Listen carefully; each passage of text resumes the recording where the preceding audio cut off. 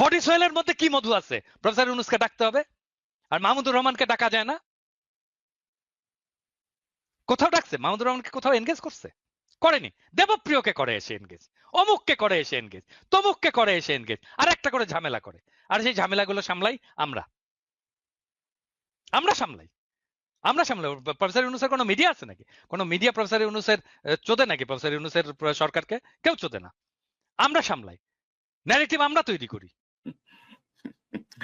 আমরা পাশে এসে দাঁড়াই। না, এখন এখন ইউনূস সাহেব ধরেন এত বছর ধরে সংগঠন করেন, এনজিও করেন, উনি একটা প্রজেক্ট প্রপোজাল লিখলেও তো সেই অনুযায়ী লোক নিয়ে প্রজেক্টটাকে দাঁড় করান না। তো বাংলাদেশ রাষ্ট্র কি ওনার প্রজেক্টের থেকেও খারাপ অবস্থায় আছে, যে আমার মন চাইলে আমি চিটাগাং থেকে নিলাম, মন চাইলে আমি এনজিও থেকে নিলাম, মন চাইলে আমার অমুক ভাইরে নিলাম, অমুক ভাইয়ের ছেলেরে নিলাম, অমুক ভাবিরে নিলাম? তাই তো করছে, এভাবে তাই তো কাজটা করছে, চলে? তাই তো করছে, তাই তো করছে, তাই তো করছে, তাই তো করছে। এক বছরে আমার একটা মিটিং বন্ধুর করে। ছেলে, অমুকের ছেলে, তমুকের ছেলে, গ্রামীণ ব্যাংক, অমুক তমুক, এই তো আমি যাকে চিনি, আমার যে বন্ধু, এই তো নিয়ে করছে। সে স্বীকারও করছে যে পাইনি, তখন যাদেরকে পাইছি তাদেরকে নিয়েই করছে। তো তারপরে 1 বছর চলে গেল, তো এর মধ্যে রিভিউ করতে পারলেন না?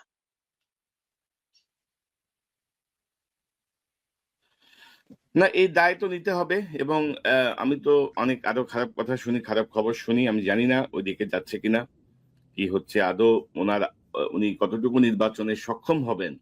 মানে এই পরিস্থিতিতে আমি ধরেন আওয়ামী লীগের সচিব, আওয়ামী লীগের সেনা অফিসার, আওয়ামী লীগের পুলিশ কর্মকর্তা, আওয়ামী লীগের মাস্টার, সব প্রত্যেকে, মানে ধরেন যারা 3-4টা নির্বাচনের অভিজ্ঞতা সম্পন্ন, মানে রিগড নির্বাচনের অভিজ্ঞতা সম্পন্ন, তারা প্রত্যেকেই স্ব জায়গায় বহাল। আপনি কোথাও টাচ করেন নাই। আপনি কি শাস্তে চাচ্ছেন? আপনি কিভাবে একটা সুষ্ঠু নির্বাচনে আদৌ কি সক্ষম হবেন? এই প্রশ্নগুলো তো আসছে দাদা এখন। আচ্ছা, একটা জিনিস বলেন তো, একটা জিনিস বলেন কনক, আমি বলি, মানে এটা উইথ অল ডিউ রেসপেক্ট, মানে আমি তো মাঝে মাঝে খেপে টেপে যাই, তো এখন করার কিছু নাই, এটাই আমার আমার নেচার আর কি। তো রাষ্ট্র নিয়ে, সরকার নিয়ে, সংস্কার নিয়ে কনক আপনার একটা চিন্তা আছে না? বলেন তো, আপনি এতদিন কাজ করছেন না? হ্যাঁ, ইলিয়াস, তোমার একটা চিন্তা আছে না? এতদিন কাজ করছো না যে রাষ্ট্রটা কিরকম হবে, করা উচিত আছে কি? ইয়েস অর নো বলো, আছে? মিউট হয়ে আছো। অবশ্যই অবশ্যই। প্রফেসর ইউনূসের সরকারের সংস্কার কমিশন আমাদের সাথে বসে আধা ঘন্টা কথা বলছে, আমারও আছে, আধা ঘন্টা কথা বলছে। আচ্ছা বলেন তো, আপনারা তো এতদিন ধরে লড়াই করছেন, সংগ্রাম করছেন, যেরকমই করেন, যতটুকুই করেন, করছেন তো, আপনারা বলেন তো আপনাদের আপনাদের চিন্তা কি আগামী রাষ্ট্রটা নিয়ে, সংস্কার নিয়ে, সংবিধান নিয়ে? কেউ কিছু বলছে? নির্বাচন কমিশন নিয়ে কেউ বলছে? একজন বলছে? কেউ বলে নাই। কেন বলেনি? মানে কি আমাদের মাথায় বুদ্ধি নাই? আমাদের লেখাপড়া করি না আমরা? নাকি আমরা পার্ট অফ রেভলিউশন না? নাকি আমরা কিছু বুঝি না? নাকি আমরা মূর্খ সদা? না, আমরা কিছু বুঝি না। আমরা কিছু বুঝি না, মানে ওই যে একটা ইয়ে আছে না, এটা মুখ খারাপ করতে হয় আর কি, সরি, মানে কনকের এখানে এসে মানে মুখ খারাপ করতে আমার খুব খারাপ লাগে, কিন্তু এটা দিস ইজ লাইফ। হ্যাঁ, দিস ইজ লাইফ। ওইটা ওই ছোটবেলায় আমাদের ইয়ে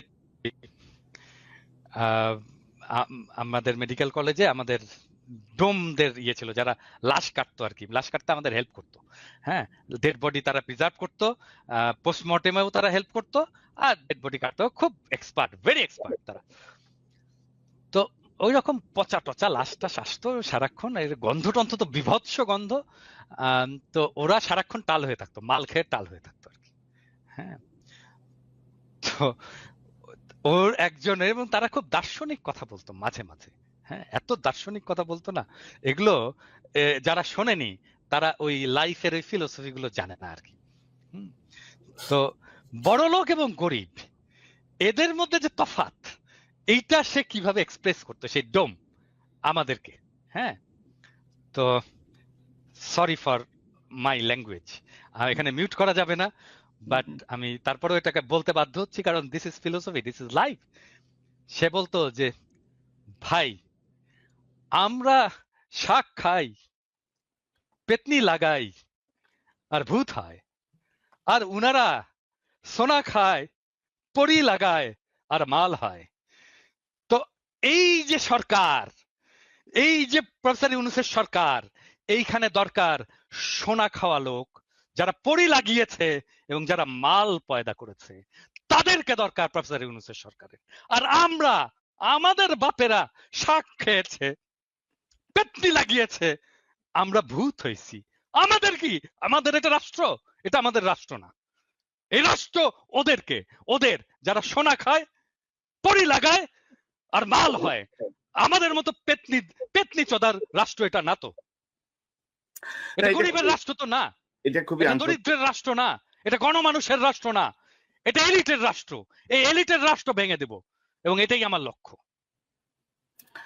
সরি আমার ল্যাঙ্গুয়েজের জন্য, না আমি মাপ চাই। না ইউ আর অ্যাবসলিউটলি কারেক্ট। কারণ ধরেন অনেক কথা সহজভাবে বোঝানোর জন্য এক্সাম্পল খুব জরুরি।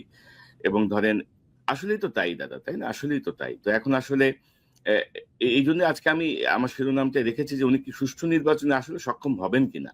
মানে লক্ষণ তো বলতেছে না আর কি। এখন সামনে যে সংকটগুলো আসছে, সেই সংকটগুলো আদৌ উনি কিভাবে নিরসন করবেন।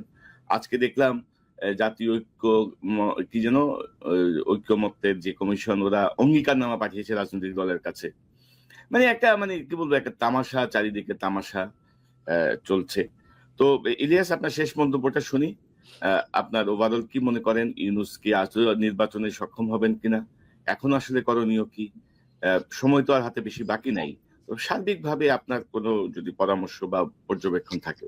আমার মনে হয় যত দ্রুত সম্ভব একটা নির্বাচন দিয়ে, এই সরকারকে দিয়ে সম্ভব না। এই সরকার যদি মনে করে যে তারা, ওই যেটা দাদা বললেন যে বিশাল স্মার্ট, আপনি স্বরাষ্ট্র উপদেষ্টাকে যদি দেখেন, তিনি যায়া কনস্টেবল, এসআই, এই খাইছো কি, খাইছো কি দিয়ে খাইছো, মানে এমন একটা ভাব, উনি চ্যাটের পালা বুঝছেন। আর বেটা তোরে তো দেখতে কনস্টেবলের মতো দেখা যায়, তুই বেটা যায় ওইখানে গিয়া করি যে খাইছো কি, খাইছো, এটা কি কোনো ভাষা নাকি? শেখ মুজিব আপনি সবাই তুই তুই করে, তুমি তুমি তুমি তুমি বলার কে? তুমি পারমিশন নিছো আমার কাছে? আমার তুমি বলবা? কনস্টেবলকে সম্মান দেন। এগুলি করে এই বন্যা টন্যা সবই তো মানে এদের জীবনে কোনোদিন এক কলম, আপনি উপদেশটা যতগুলো আছে, আসিফ নজরুল নিয়ে আমরা সমালোচনা করি, আসিফ নজরুল তাও বলেছে ভিতরে ভিতরে ডিজিএফআই হোক আর যাই হোক, তারপরে সে বলেছে। এর বাইরে আমরা দেখান তো যে এই স্টুডেন্ট 2-3 জন ছিল, এর বাইরে কারোর জীবনে কোনোদিন একটা কথা লিখেছে এই ফ্যাসিবাদ নিয়ে? হাসিনার বিরুদ্ধে কেউ কথা বলেছে? একজনও নাই। এগুলো তারা করেছে। সো এই টাইপের লোকজন দিয়ে আমার মনে হয় না যে এখানে সম্ভব হবে এটা দ্রুত একটা নির্বাচনের দিকে যাক। তবে একটা জিনিস বলে রাখি, যে যখন যে ধরা পড়েন তখন সে এসে তারপরে হাত পা চাপাচাপি করেন। এই হাত পা চাপাচাপি যেদিন চেয়ারটা থাকবে না, তারপরে থাকবে না। চেয়ার থাকা পর্যন্ত যদি কাজ শেষ করে না যাইতে পারেন, যেদিন চেয়ার পাছার নিচে থেকে চলে যাবে, তারপরের দিন থেকে পাছার চামড়া উঠানো শুরু হবে। এখন পর্যন্ত ফেনীর 16টা লোক জেলখানায় আছে, ভাল লাগে না? এখন পর্যন্ত আলাম, আমি লিস্ট নিলাম ওই দিন 800 জনের উপরে লিস্ট। আমি সবগুলো লিস্ট নিয়ে তারপরে আমি ইয়েরও বলছি, আমাদের স্বামী ভাইরেও বলছি।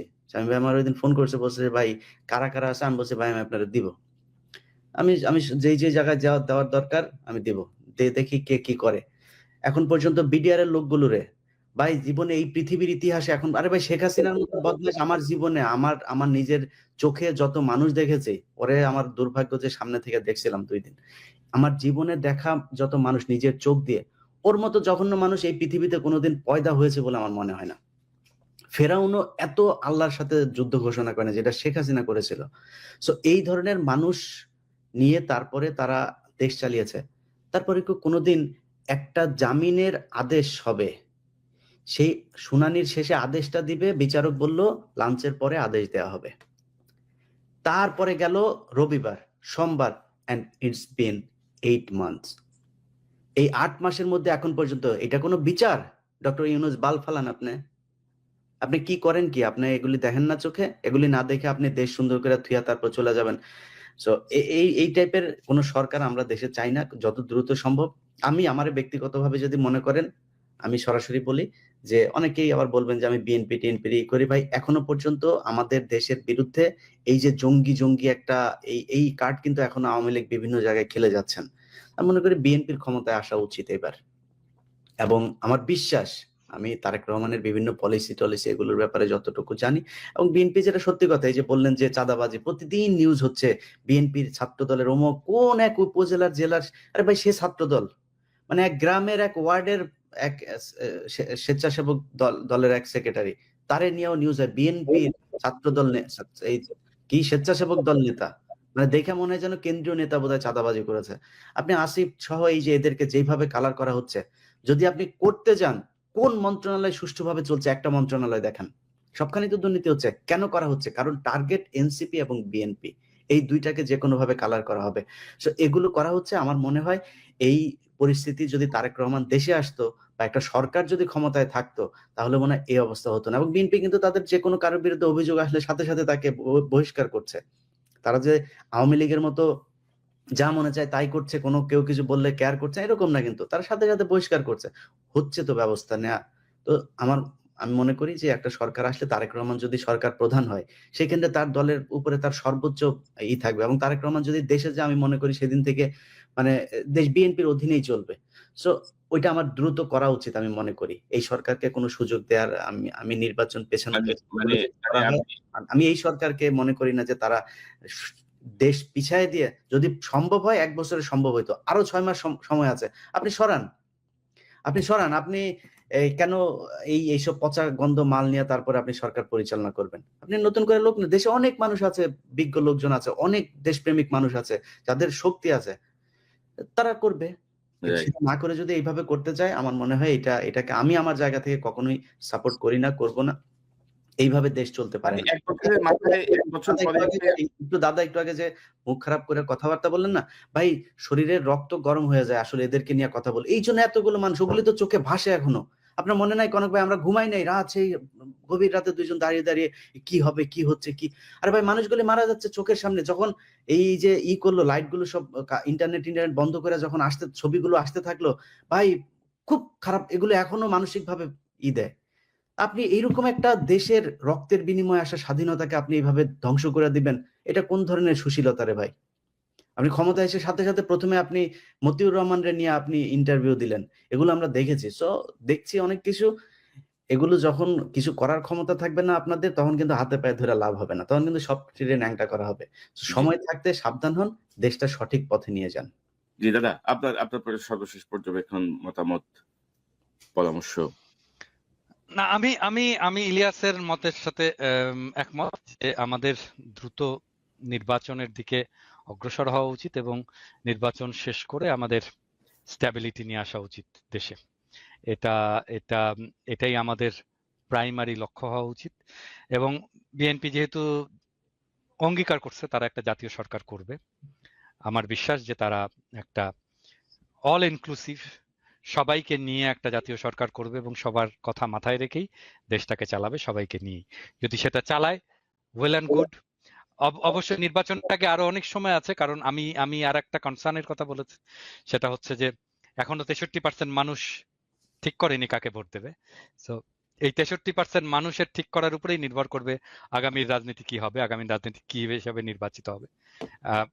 কোন ফ্রন্ট যদি তৈরি হয়, গড়ে ওঠে, রাজনৈতিক ভয়েস যদি দেয় 63% মানুষকে, প্রবাবলি তাহলে এই 63% মানুষের সমর্থিত দলগুলোই বা ফ্রন্টই রাজনৈতিক ক্ষমতায় যাবে। দেখা যাক কি হয় সামনের দিনগুলোতে। আরো অনেক হয়তো না আমি একটু যদি এড করি যে আপনি নির্বাচন, ইলিয়াস নির্বাচনে চাচ্ছেন, আপনিও নির্বাচনের কথা বলছেন, আমিও নির্বাচন চাই, যত দ্রুত সম্ভব নির্বাচন হোক। কিন্তু এই যে সক্ষম হবেন কিনা ডক্টর ইউনূস, এই সক্ষমতার জন্য কি করণীয়? এই যে আগামী যে ৬ মাস আছে, এই সময় ৬ মাসে আসলে পিন পয়েন্ট কি ভাই, করণীয়? সক্ষমতা অর্জনের জন্য তো আপনি এই অক্ষম উপদেষ্টাদের দেওয়া সম্ভব না। তাহলে আপনার রিশাফল করতে হবে। না হলে নির্বাচন দিয়ে দিতে হবে। প্রশাসন তো এখন বিএনপির দখলেই আছে। সো আমার মনে হয় অসম্ভব কিছু না। কি হবে? হয় বিএনপি আসবে, নাহলে জামাত এনসিপি আসবে। সমস্যা কি কোথায়? আদৌ বিএনপির দখলে না, আছে? প্রশাসন বিএনপির দখলে থাকলে তো সেটা নিরপেক্ষ নির্বাচন হলো না, না, না, সে তো আমি তো বায়াস নির্বাচন ভাই, হলো। বিএনপি, আমি তো সেটাই বললাম যে আপনাকে তো বিএনপির হাতেই দিতে হবে বা জামাতের হাতে দিতে হবে। কারণ বিএনপি যদি ক্ষমতায় আসে, আসলে আমি ওইটাই ওই কথাটা বোধহয় ওই সময় শেষ করে নিয়েছি। আমি চাই এবার আসুক জামাত ইসলাম, তাদের সাংগঠনিকভাবে আরো বেশি সমৃদ্ধ হোক, তাদের মানুষের কথা আরো বলুক। এবং আমার মনে হয় এই ৫ বছরে বিএনপি যত ভুল করবে, ততটা জামাতমুখী হবে মানুষ। সো ৫ বছর পরে জামাত আসুক। এখন যেহেতু হাসিনা যাওয়ার পরপরই, আমার ব্যক্তিগত মতামত যদি জিজ্ঞেস করেন, আমি মনে করি কোন ইসলামী দলের এখন এই মুহূর্তে ক্ষমতায় আসা ঠিক না, যাদের নামের সাথে ইসলাম আছে। এবং আমি মনে করি ভাই, আমি অত বিশাল ঈমান আমার শক্ত না, তো এই কারণে বললাম। এটা আবার নিয়ে অনেকে অনেক কথাবার্তা বলবেন। বাট বিএনপিরই আসা উচিত। তারেক রহমানকে এই সুযোগটুকু দেওয়া উচিত। এখনো খালেদা জিয়া তার মতামত রাখার মতো ওইটুক সক্ষমতা তার শারীরিকভাবে আছে। আল্লাহ তাকে আরো অনেক সুস্থ করে দিক। আমার মনে হয় বেটার হবে। এখন বিএনপির যেগুলো দেখা হচ্ছে এত আচ্ছা ভাই একটা জিনিস বলি, ধরেন আগে ইজারা নেওয়া হইতো একটা গরুর হাটের, মানে আগে নেওয়া হইতো না, সেটা কে নিত? মানে সেটা কি মানে সাধারণ মানুষ নিত নাকি? আওয়ামী লীগের লোকই তো নিত। এখন সমস্যাটা হচ্ছে আপনার তো কোনো সরকার নাই, কোনো প্রশাসন নাই, নিয়ম নাই, শৃঙ্খলা নাই। বিএনপির 3 গ্রুপ যা ঠেলাঠেলি করছে। এখন হঠাৎ করে আসে চাঁদাবাজি। চাঁদাবাজি হয় নাই কবে? মানে এই যে ট্রাক আসে ঢাকায়, কোনোদিন কি একদিনের জন্য কি বন্ধ ছিল আপনি বলেন তো? এখনো হয়। আমি এটার সমর্থনে কথা বলছি না, কিন্তু হয়তো হতো। 5ই আগস্টের পরে কয়েকদিন বন্ধ ছিল। ওইটা 5ই আগস্টের পরে। ওইটা তো অন্য জিনিস। ওই সময় তো কিছুই ছিল না। ওই সময় জনগণের হাতেই দেশ ছিল। যে কারণে বন্ধ ছিল। কিন্তু জনগণের হাতে ছাড়া কোনো সরকার প্রশাসকের হাতে যখন দেশ ছিল কখনোই এটা বন্ধ রাখা যায়নি। হয়তো মিলিটারি কিছু সময় 111 এর কিছু সময়টাতেই ছিল, কিছু ভালো সময় ছিল। যাক এটাই আরকি। তো চাঁদাবাজি এই দেশে ছিল, বন্ধ হওয়া উচিত। যেভাবে এখন বলা হয় দেশটা এত পরিমাণে একদম নতুন করে মনে হচ্ছে বিভিন্ন খাতে চাঁদাবাজি শুরু হয়েছে, এই পরিস্থিতি হয়নি। বাট যদি হয়ে থাকে কিছু, কিছু জায়গায় আমার মনে হয় তারেক রহমান ক্ষমতায় গেলে আরো ভালো হবে পরিস্থিতি। ইলিয়াস, এখানে আরেকটা প্রশ্ন খুবই গুরুত্বপূর্ণ, যেটা আপনি বলছিলেন যে বিএনপির সাথে সাথে বহিষ্কার করছে, কিন্তু আপনি যদি দেখেন যে এ পর্যন্ত কঠোর কোনো পদক্ষেপ কি নেওয়া হয়েছে সরকারের পক্ষ থেকে? এটা তো বিএনপির দায় না। বিএনপি তো তারা ধরে জেলে পাঠাবে না। জেলে নিবে সরকার। জেলে তো বিএনপি পাঠাবে না। ম্যাজিস্ট্রেসি পাওয়া নিয়ে সেনাবাহিনী মাঠে আছে, তাদের ভূমিকা কিন্তু তারেক রহমান যদি কোনো চাঁদাবাজের জন্য ফোন করে বলে ভাই আমার এটা ছেড়ে দেন, এই যদি বলে আমাদের কাছে ভয়েস রেকর্ড দিয়ে দেখ, দেন, আমরা দেখি। না কনক, মানে বিএনপি তো থানা দখল করছে। না, এরকম দুই একটা ঘটনা ঘটছে না, দুই একটা ঘটনা ঘটছে। এটা একেবারে রিমোট এরিয়া, ধরেন লোকাল মানুষ যে থানা ঘেরাও করে নিয়ে ভাই আসে। থানা দখল না, থানা দখলের থানার চাইতে 10 মাইল দূরে যদি বিএনপির লোকজন কোনো চাঁদাবাজের পকেটে ডাইরেক্ট গুলি করেন, আমরা ওটার পক্ষে থাকবো ভাই। কেউ আমরা এটার পক্ষে বিপক্ষে যাবো না। তো আমরা পুলিশের পাশে থাকবো। করেন না, সমস্যা কি? চাঁদাবাজি কে সমর্থন করে? মানে আপনারা যদি বিচার না করেন তাহলে তো এরকম চলতেই থাকবে। চাঁদাবাজি বা অরাজকতা নিয়ন্ত্রণে আমরা সরকারের কোনো কঠোর কোনো পদক্ষেপ দেখি নাই, সেনাবাহিনীর কোনো পদক্ষেপ দেখি নাই। তো সব মিলাই মনে হচ্ছে যেন মানে একটা সংঘবদ্ধ গ্রুপ পরিকল্পিতভাবে আরো খারাপের দিকে নিয়ে যাওয়ার একটা চেষ্টা করছে। আমরা পর্যবেক্ষণে রাখছি। জনাব পিনাকি ভট্টাচার্য, ইলিয়াস হোসেন, দুজনকে অসংখ্য ধন্যবাদ আলোচনায় যোগ দেওয়ার জন্য। অনেক বিষয় নিয়ে খোলাখুলি কথা বলবো। দাদার জন্য সবাই দোয়া করেন। দাদা শারীরিকভাবে অসুস্থ। না দাদা, দেখে মনে হয়েছে মনে হচ্ছে না, দেখে মনে হচ্ছে। তরুণ, আপনাকে দেখে কেন মনে হবে? আমরা নিশ্চয়ই নিকট সময়ে আমাদের আসলে গ্যাপটা বেশি পড়ে যাচ্ছে। আমার মনে হয় যে আমরা আর একটু শর্ট ইয়েতে মাসে অন্তত একবার হইলেও বসা উচিত সার্বিক আলোচনার জন্য। আপনাদের দুজনকে অসংখ্য ধন্যবাদ। খোদা হাফেজ।